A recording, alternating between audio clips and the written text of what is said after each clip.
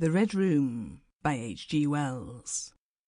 I can assure you, said I, that it will take a very tangible ghost to frighten me. And I stood up before the fire with my glass in my hand. It is your own choosing, said the man with the withered arm, and glanced at me askance. 28 years, said I have lived, and never a ghost have I seen as yet. The old woman sat staring hard into the fire, her pale eyes wide open. Aye, she broke in, and 28 years have ye lived, and never seen the likes of this house, I reckon. There's many a things to see when one's still but 28. She swayed her head slowly from side to side, and many things to see and sorrow for.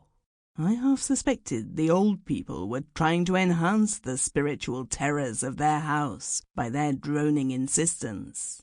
I put down my empty glass on the table and looked about the room and caught a glimpse of myself, abbreviated and broadened to an impossible sturdiness in the queer old mirror at the end of the room.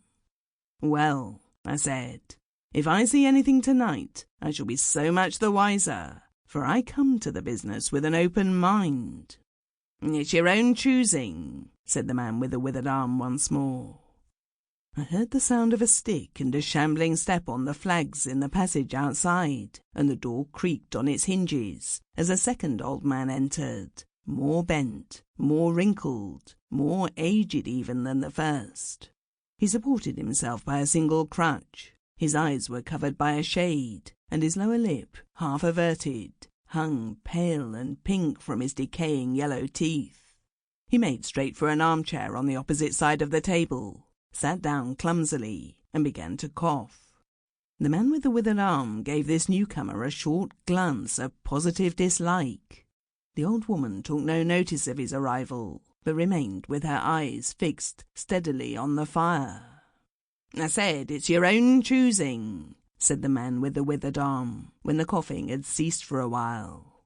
It's my own choosing, I answered. The man with the shade became aware of my presence for the first time, and threw his head back for a moment and sideways to see me.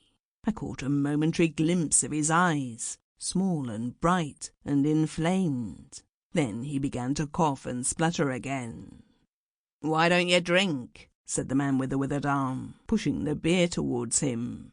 The man with the shade poured out a glassful with a shaky arm that splashed half as much again on the deal table.